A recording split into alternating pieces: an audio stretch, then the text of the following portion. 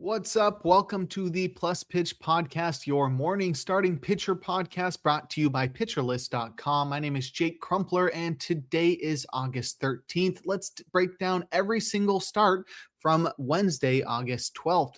We'll start it off with our first pitcher, Kyle Leahy, who appears to have turned a corner. We got our first look of him this season, and in that we saw a pitcher with a great arsenal, but he didn't really have the command. He was somebody who we labeled a P's, poor execution, awesome stuff.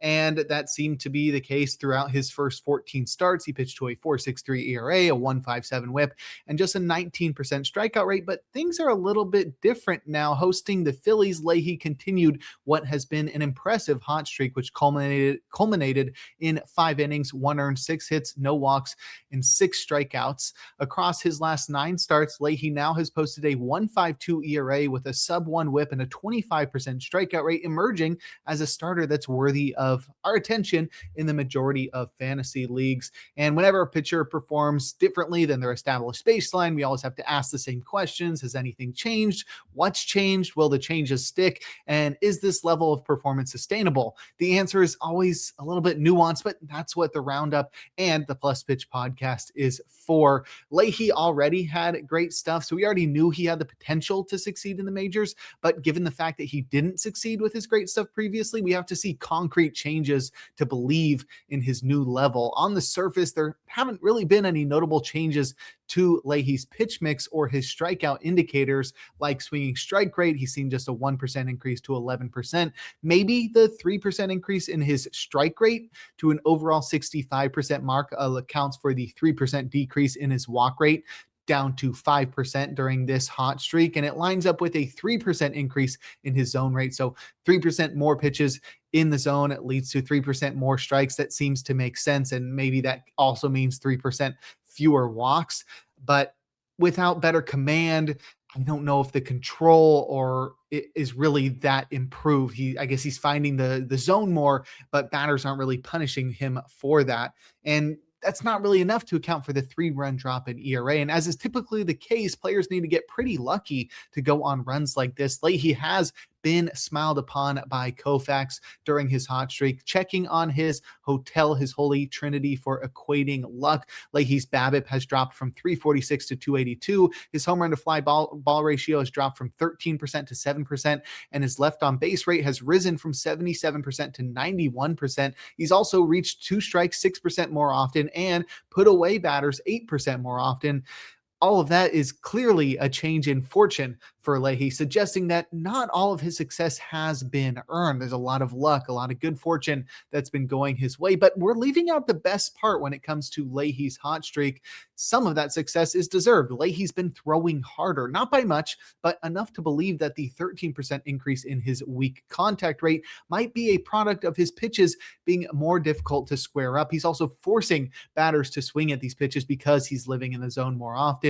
Four-seamers and sinkers are sitting closer to 95 miles per hour. Changeups are closer to 89 miles per hour, and curveballs are closer to 84 miles per hour. And only sliders and sweepers have experienced a velocity increase less than 0.7 miles per hour. They've been up 0.1 and 0.2 miles per hour, respectively, with top of the line 7.3 feet of extension on that four-seamer. Any bit of extra heat plays up that much more for Leahy. On Wednesday, Leahy once again relied heavily on favorable contact results as he induced single-digit whiffs for the 5th time during his 9-start hot streak. The strikeouts were once again a product of increased 2-strike rates and put-away rates, and both of those marks were above his season-long baselines at 60% and 50% respectively. None of his pitches were located with any noticeable intent. He found the zone often, and he lived to tell the tale. I don't expect that to be the case often moving forward. Leahy's stuff is great, but without command improvements, it's hard to believe that a slight uptick in velocity could account for the weakened quality of contact and produce such a drastic improvement in his ratios, while the additional strikeouts are fully a product of unsustainable efficiency and an increased amount of 2-strike counts. Leahy hasn't shaken that P's label, but he'll continue to roll. We will continue to roll with this Vargas rule, even as his schedule heats up. He heads to Cincinnati before heading to Philly and then getting the Pirates afterwards. And that may be a tough enough gauntlet to break him out of his rhythm, but it's worth taking the chance based on the recent results. Just be ready to jump ship as soon as the flowers start to wilt. Now let's look at every other starting pitcher from Wednesday. We'll start it off with Luis Castillo versus the Reds. 7 shutout innings, 1 hit, 2 walks, 10 strikeouts. He induced 22 whiffs and 36% CSW to earn the Gallows pull. And this is not just a product of Castillo making his debut for the White Sox. He already had that and he struggled in that one. This might just be that he was facing his old ball club and he was a little bit fired up. He hasn't pitched for the Reds in a few years though. So this is really just a product of Castillo having impeccable command, which is something that's propelled him to success at certain points this year, but it's not something he's been reliable in producing consistently. He gets those fastballs upstairs. He gets the changeup low to left-handed batters. He dots that slider low and away to right-handed batters. And it's a beautiful approach, and it allowed him to rack up a season high 10 strikeouts here. And if he could command like this every time, Castillo would be dope, but it's not a skill that he's proven to possess consistently, and he'll have to prove that he can maintain this feel on the north side of Chicago next before I can consider Castillo against the Mets and in Minnesota afterwards. Next, we have Adrian Hauser versus the Astros. 6 shutout innings, 2 hits, 1 walk, 5 strikeouts. And Hauser has excelled since getting moved to the bullpen at the end of June. This was actually his first start back in the rotation, but it continued a stretch of 10 outings during which he's pitched to a 1.70 ERA and a 0.86 whip. The strikeouts still aren't here, 16% during that hot streak, but that's not something Hauser's ever provided. He doesn't really need the fancy strikeouts if he's sitting 96 miles per hour as he did on Wednesday and throughout the hot streak. That velocity allows his fastball to live in the zone and avoid damage, leading to plenty of weak contact and plenty of outs on balls in play. Obviously, Hauser's not going to keep up the 204 BABIP that he's had since moving to the bullpen, but we don't need him to have a sub-2 ERA to make him viable in fantasy leagues. He should be rostered in deeper leagues at the moment, and he's a streaming option as a Toby in standard leagues in Cleveland next. Now we have Tatsuya Imai in San Francisco. 3 shutout innings, 3 hits, 2 walks, 3 strikeouts. He was pitching in bulk relief after Brian King opened for him. And this was the second outing of a trio of scoreless frames from Imai. I'm not sold that seeing him come out of the bullpen makes me any more confident. Maybe if they did the closer entrance for Imai, I might get a little bit pumped up, but they're not going to do that for any old bulk reliever. And it hasn't come with the corresponding increase in velocity that you hope to see from a starter when they transition to the bullpen. I'd say in leagues where your starts are limited and bulk relievers are basically free points, then by all means send Imai out there at will. It's not worth the blow up potential in standard leagues. Next, we have Dustin May in San Diego. 7 innings, 1 earned, 4 hits, 2 walks, 6 strikeouts. And the Brewers are having May lean into his cutter more and cut back on 4-seamers. I think it's a smart development as the cutter at 93 miles per hour is a weapon versus both lefties and righties, and it allows the 4-seamer to act as a surprise put-away pitch upstairs if May was able to get it up there. The primary cutter fastball dominated with 8 whiffs, 40% CSW, and 70% strikes, splitting the zone with sinkers versus right-handed batters as the cutter landed away and the sinker jammed righties, which is an approach that I absolutely adore. And he used the cutter to jam left-handed batters. It's an approach overall versus both batters that allows May to produce a bunch of weak contact, which means quick outs in play with a great defense behind him, allowing him to pitch 7 complete innings with just 83 pitches. It's not my favorite thing to see reduced velocity and diminished movement across the board from May, but doesn't seem to have affected his ability to dominate that much. I love his new home, and I expect him to be a reliable Holly the rest of the season. Next, we have Eric Lauer versus the Royals. 6 1/3 innings, 1 earned, 4 hits, 2 walks, 6 strikeouts. And Lauer got us our dub and piqued our interest in the process with 1 to 2 extra ticks across the board. I don't know if this was like his attempt at securing his role in the rotation. He definitely feels the pressure with the return of Blake Snell and with Tyler Glasnow's return on the horizon. But this sure looks like the Dodgers having him empty the tank as he racked up 112 pitches. And with that big workload, that sort of takes away a bit from the 19 whiffs, but still impressive from a guy like Lauer, who hasn't been much of a whiff machine this year. So maybe the Dodgers were just having him empty the tank before they move him to the bullpen, sort of take some pressure off of the bullpen while Lauer's still pitching as a starter. I think regardless, though, if he sticks around for another week, he heads to Coors next. So it's not a start I'm interested in. So if you're holding on to Lauer right now, I'd be letting him go. Next, we have Tyler Mahle versus the Mets. 6 innings, 1 earned, 4 hits, no walks, 7 strikeouts. And Mahle's making quite the first impression in Atlanta. That's 2 6-inning starts with 1 or fewer runs while racking up 16 strikeouts. However, the 93 to 94 mile per hour velocity that got us interested in the first place and supported Mahle's recent improvements was nowhere to be found on Wednesday. He sat 92 to 93 miles per hour, hitting 94 miles per hour just once. That is not a good sign. And his command made up for it with 4-seamers living upstairs and everything landing away to right-handed batters, while splitters absolutely dominated left-handed batters downstairs with 7 whiffs. Mahle will head to Minnesota next, and that's not an intimidating enough start for me to avoid him without the velocity. But if he's missing that velocity again in Minnesota, I think we have to let him go. We saw how much he struggled in San Francisco when he was below 93 miles per hour on average. Next, we have Jansen Junk versus the Pirates. A tough matchup, but he tossed 6 innings of 1-run ball, allowing 4 hits and 1 walk while striking out 2. And it's so impressive how someone with such great stuff can struggle to miss bats the way that Junk has done this year. That's 10 straight starts with single-digit whiffs and a combined 5 whiffs across his last 3 starts. I mean, there's like no pitcher in baseball doing that right now, even among the guys that you think of as the low strikeout arms, the guys that are very pitch to contact. But that's what Junk's been. And the weirdest part of it all is that he's been able to remain decently successful through this bout of lack of whiffs. Similar to Leahy, Junk has stuff that's good enough that it's difficult to hit when it finds the zone. But despite living in the zone and paying monthly rent there, he somehow finds a way to produce enough weak contact, 70% weak contact on Wednesday from Junk. And he does that enough that he deserves some of the fortunate batted ball results. Unfortunately, I cannot put the fate of my fantasy team in the hands of someone so reliant on contact. I think Junk is somebody who might be a sleeper for 2027. It's just not coming together this year. Next, we have Jose Soriano versus the Red Sox. 6 innings, 1 earned, 4 hits, 2 walks, 4 strikeouts.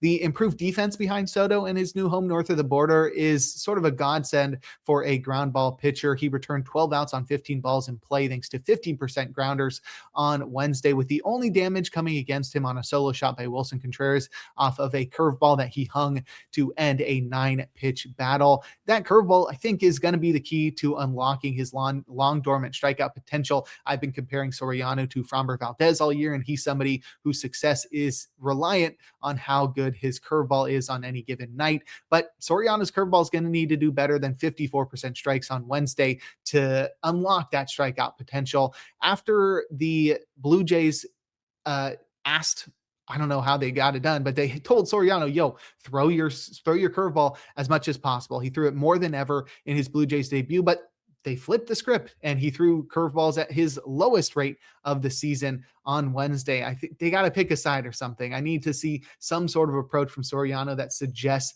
that the Blue Jays are trying to get the most out of him, or that they know what to do to get the most out of him. That doesn't seem to be the case at this point. I love the fastball locations. His splitter command was great, but I just wondered what the Blue Jays are trying to do to get the most out of Soriano. There's definitely potential there, but there's also potential for negative regression. He's a guy who struggles with his command and is heavily reliant on balls in play at the moment.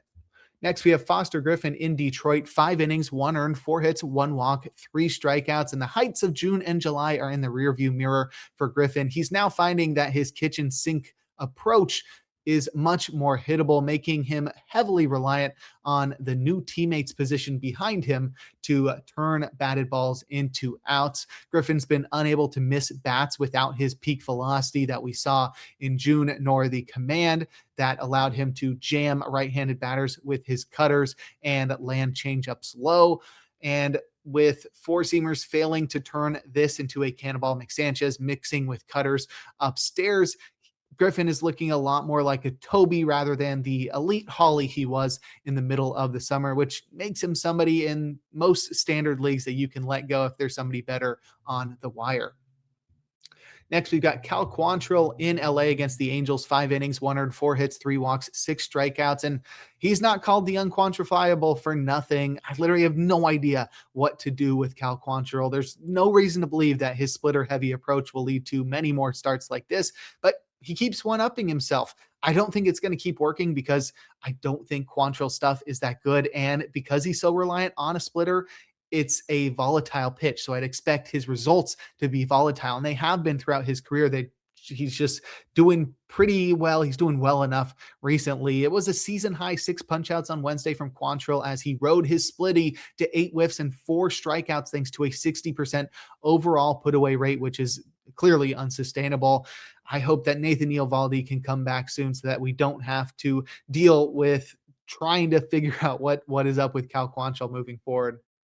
Next, we have Ranger Suarez in Toronto, 5 innings, 1 earned, 6 hits, 1 walk, and 2 strikeouts. The Park Ranger is back in that little booth where they make you go to pay to see nature. I always think that's sort of stupid. I understand how the parks work, that they need public funding to make sure that we can have our parks, our national forests, etc. But what are tax dollars for? Don't get me started on politics. That's not what this podcast is for. And yeah, I might sound a little upset. So maybe this is not the best analogy to talk about Ranger Suarez's return to being a trustworthy option now that he's exceeded 80 pitches and is commanding his stuff effectively. The whiffs will come as he continues to recover the feel for his arsenal. He had just 6 whiffs and 2 strikeouts here, but that has been eluding him during his return from injury. But Suarez is somebody who, when he's on, and it lasts for a while. I think he's probably going to get there in his next start, and he's definitely somebody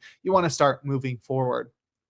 Next, we'll talk about Mason Black, George Clausen, Rhett Lauder, Drew Rasmussen, and the rest of the pitchers that appeared on Wednesday. But first, we're going to take a quick break here on the Plus Pitch podcast.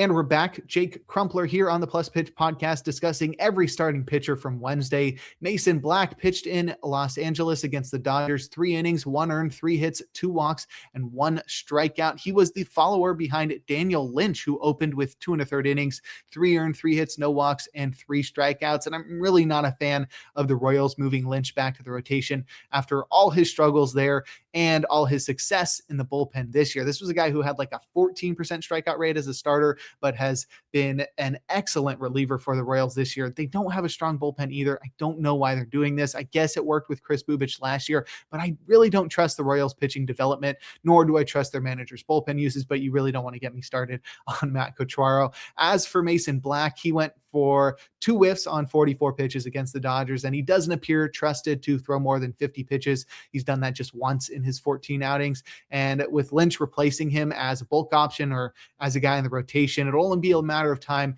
before Lynch is completely stretched out and won't need Black to follow him. So Black is somebody who becomes irrelevant pretty soon.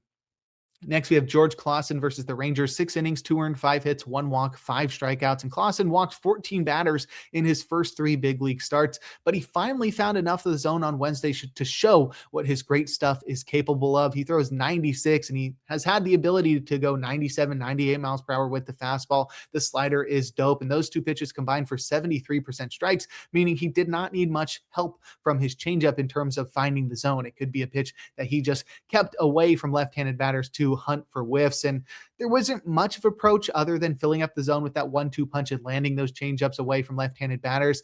And honestly, that game plan could work, as all he really needs to do is throw enough strikes, but it might make him a little bit home run prone as he looks to keep pitches out of the heart of the zone. I think Clausen is somebody to consider in deeper leagues, though I sort of want to see it one more time, and I'm not totally opposed to taking a chance in Houston next. Rhett Lauder did all he could in Chicago on the South Side against the White Sox, tossing 5 1/3 innings, allowing 2 earned runs with 7 hits and 1 walk and 4 strikeouts. And Rhett Lauder reminds me of Rhett Link, one of my favorite YouTubers, and don't think I'm a bandwagoner. And they've gotten pretty big recently, but I've been watching Rhett Link for like 15 years at this point. Regardless, Lauder is your prototypical Toby who can take down bottom half offenses. The White Sox are ranked 15th in WRC plus versus right-handed pitchers, so this was about as borderline as it gets. And Lauder sort of made it work, but this was a dusty donut with 8 base runners, and it would have been nice if he earned a win too. And I don't sound very happy about this. And I mean, this is what we should expect from a low level Toby. It won't blow your socks off, but it's got some benefits to it, sort of like coconut water, which my girlfriend enjoys, but it's not something that I am pouring myself many glasses of. Next, we have Drew Rasmussen in Sacramento, 5 innings, 2 earned, 4 hits, 1 walk, 3 strikeouts. And Ace is going to survive Sacraverde despite sitting 1 to 2 ticks down and struggling to miss bats. It's hard to complain with the results. We just wish we had a few more strikeouts and some more confidence that Rasmussen isn't going to start regressing without that velocity. Make sure you're streaming your high upside setup men to make up for starts like this one throughout the week. Dylan Lee is a great option because he's a guy who's going to get you those strikeouts throughout the week. Grant Taylor's another one who's not rostered everywhere because he doesn't get a bunch of saves, but those type of guys sort of sprinkled throughout your roster will make up for starts like these, and they'll combine to make your ratios even better. You get 3 innings, 3 shutout innings with like 6 strikeouts. That's dope. That's going to make this 5 inning, 3 strikeout outing an 8 inning, 9 strikeout outing just out of nowhere. Man, Rick Graham would be so proud of me if he could see me right now talking about relievers on the Plus Pitch podcast.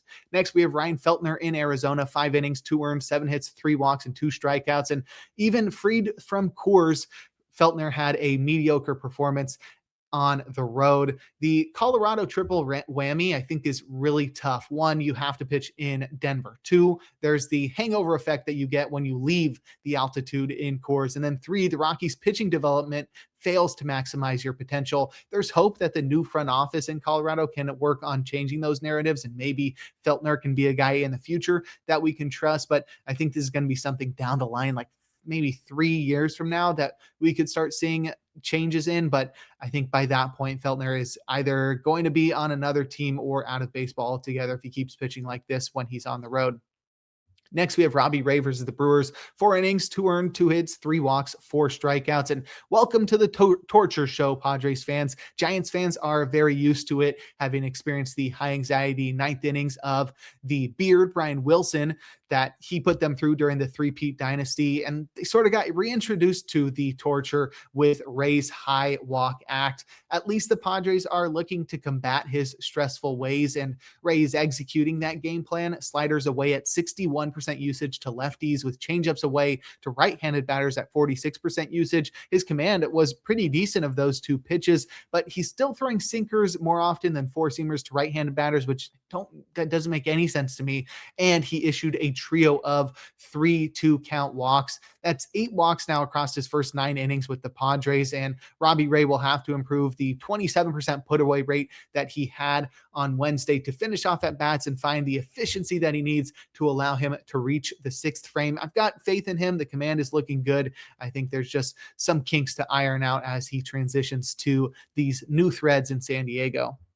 Next, we have Zach Thornton in Atlanta, 6 innings, 3 earned, 7 hits, 1 walk, 2 strikeouts. It's still just cutters and 4-seamers with minimal assistance from sliders from Thornton. He found enough outs in play to record a poor quality start, but everyone that is not in a quality start league is complaining about this outing because the ratios are terrible and he produced just 2 strikeouts. Thornton's had just 1 start with double-digit whiffs in his career. This season has been his career, and I really don't see a path to Thornton producing a ceiling that's worth chasing in the majority of leagues. Next, we have David Peterson in our nation's capital, 5 innings, 3 earned, 9 hits, 3 walks, and 6 strikeouts. Peterson's command has been massively improved since being dealt, and I honestly love his situation as a Toby in front of baseball's best defense. Tobies are going to have lower strikeout rates, which means they're going to be more reliant on batted balls finding gloves, and that's something that the Cubs excel at. But it just didn't come together here. The Southpaw got singled out despite that elite defense behind him. It was a 500 BABIP, and I really think this is going to be better against the White Sox next, as long as Peterson maintains his newfound ability to get great pitch separation on his 5-pitch mix. Next, we have Jackson Kent versus the Cubs. He made his MLB debut tossing 4 innings with 3 earned runs, 3 hits, 5 walks, and 6 strikeouts. And while it didn't go well, I could see him figuring it out in due time. Kent displayed a poorly shaped 92 to 93 mile per hour four seamer that plays up a lot thanks to elite 7 feet of extension. He paired it with an effective slider to left-handed batters low and away, and a dope changeup to right-handed batters that he kept low, as well as a curveball that he's looking to steal free real estate with. It's a recipe that's got Swatch written all over it, southpaw with a tight changeup. And as long as Kent rids himself of the debut jitters, allowing him to throw more than the 47% overall strikes we saw on Wednesday, Kent should become relevant, akin to the likes of fellow young Swatches Jake Bennett and Ian Seymour. Next, we have Framber Valdez versus the Guardians, 5 2/3 innings, 4 earned, 6 hits, 5 walks, and 3 strikeouts. The high four seamers from his last start were just a one-start blip, and Valdez is back to going sinker heavy with curveballs acting as the X factor. The hook was fine here, but despite throwing 63% overall strikes, Valdez struggled to wrangle his control all game. He walked the leadoff batter, plunked the third batter he faced, walked a batter in each of the fourth and fifth, and then issued 2 more free passes in the sixth inning. We've seen him post high walk rates in the past, but rarely has it come without the elite stretch of starts that makes him worth rostering for a whole season. We've seen that in the past every single year from Framber. He has these one-off outings, these weeks or pair of weeks where he struggles, but overall he goes on like a 2-month run where he's absolutely elite, and that makes his season-long line look great, makes him great in points leagues and roto leagues, but in those head-to-head category leagues, he can be pretty frustrating. And at this point in the season, he's running out of time to make that hot streak happen. And to be honest, I'd be looking elsewhere in standard head-to-head category leagues. Next, we have Zach Wheeler in St. Louis, 5 innings, 4 earned, 6 hits, 1 walk, 5 strikeouts, and Aces gonna continue to make us anxious. That's a 7.63 ERA across Wheeler's last 4 starts, as his velocity has fluctuated between averaging 93.5 miles per hour and 95.3 miles per hour, a range that is clearly well below the 96 plus we saw from him when he was at his best. Wheeler's command is still excellent, which allows him to be somebody that I think we want to keep starting. And this start can be blamed on a 38% left on base rate and getting singled out in the fifth. So a lot of bad luck in the fifth inning, and he was unable to strand the 7 runners that he allowed on base. I'm still sending Wheeler out there with no questions asked against the Marlins, but I'd really love to see him dominate so we can stop worrying about a potential injury. Either get that fastball velocity north of 96 or have a big strikeout outing, or maybe 6 shutout innings would be great, Wheeler. Thank you very much. Next, we have Zebby Matthews versus the Orioles, 5 innings, 4 earned, 6 hits, 2 walks, and 4 strikeouts. And Matthews really hasn't given us many reasons to think about him other than to be jealous of his 80 grade first name. I mean, Zebby Crumpler sounds amazing, but unfortunately, his given name is Daniel. I see why he switched away from that one. Nothing against any Daniel. I got a lot of friends named Daniel. It just doesn't have that same ring to it as Zebby. However, that nickname doesn't come from nowhere. Matthew's middle name is Zebulon, and that is super dope. And that might be the middle name of my future child. Next, we have Carmen Mlodzinski in Miami, 2 1/3 innings, 4 earned, 5 hits, 3 walks, and a strikeout. And with Mitch Keller on the IL, Mlodzinski is getting another shot in the rotation. I was not a fan the first time, as his approach was heavily reliant on a volatile splitter, and that splitter returned just 50% strikes on Wednesday, while the rest of his arsenal went sub 60% strikes. So not enough strikes here, led to 3 walks, 3 times as many walks as strikeouts, and the whiffs aren't there either, just 3 whiffs across nearly 3 frames. 3 whiffs across 59 pitches is a better way to put that. And there's really nothing to get excited about here with Mlodzinski. Let's check back in when he's increased his workload beyond 80 pitches, but I doubt my opinion will change by then. Next, we have Bryce Miller in New York, 6 innings, 5 earned, 8 hits, 1 walk, 5 strikeouts against the Yankees. Miller becoming a primary splitter pitcher was not on my 2026 bingo card, and I cannot say I'm a fan of it either. He's supposed to be dominating with his beautifully shaped four-seamer and utilizing a wide swath of secondaries that include sliders and splitters to prop up that amazing fastball. That has not been the case for Miller recently, as he struggled without the elite velocity with which he opened the season. There is a silver lining that Miller returned to 96 plus miles per hour here for the first time since June, but that does not change the fact that he's pitched to a 6.12 ERA and a 15% strikeout rate across his last 6 starts. Those bone chips in his elbow might be a serious problem, and I'd be stashing Cade Anderson everywhere. Next, we have Will Warren versus the Mariners. 4 innings, 5 earned, 6 hits, 4 walks, 3 strikeouts. And without a secondary pitch stepping up to support his declining fastballs, Warren's experienced a precipitous decline throughout his season and in terms of his results. He needs to have that changeup or the sweeper step up because the IVB has been falling on his four-seamer. That sinker is not a spectacular pitch. And I've linked Warren to Emerson Hancock all year, and their seasons have sort of been parallels all year. I expect Warren to head to the bullpen when Carlos Rodon returns to health instead of Ryan Weathers, whose approach I have been believing in more as he's relied more heavily on his secondary stuff so that his fastballs don't get turned around for so many home runs. And I think Warren's going to be a key member of the relief staff in the postseason as this shallow Yankees arm barn gets pushed to its limits. There's really not much behind David Bednar and Fernando Cruz. Next, we have Shane Baz in Minnesota. 3 innings, 5 earned, 9 hits, 1 walk, and 2 strikeouts. And what the heck? Baz lost 2 ticks of velocity to sit 94 miles per hour on his four-seamer, and he didn't pull back on it at all. He just kept throwing those four-seamers, and it just did not work out for him. Let's hope this was just a one-night bland from Baz and not necessarily a sign of something that's wrong with him, that he's going to continue throwing 94 miles per hour. His command was fine here, but everything was just too hittable with batters not having to worry about being blown away by those fastballs at 96 plus miles per hour. Second to last, we have Jack Perkins versus the Rays. 5 innings, 6 earned, 12 hits, 1 walk, and 2 strikeouts. And Perkins is a strikeout upside play that we avoid when he's pitching at home in Sacre Verde. This was in Sacramento, so we left him on our wires. Or at least I hope you did. The strikeouts are not worth chasing when you have the threat to the ratios that Perkins presents.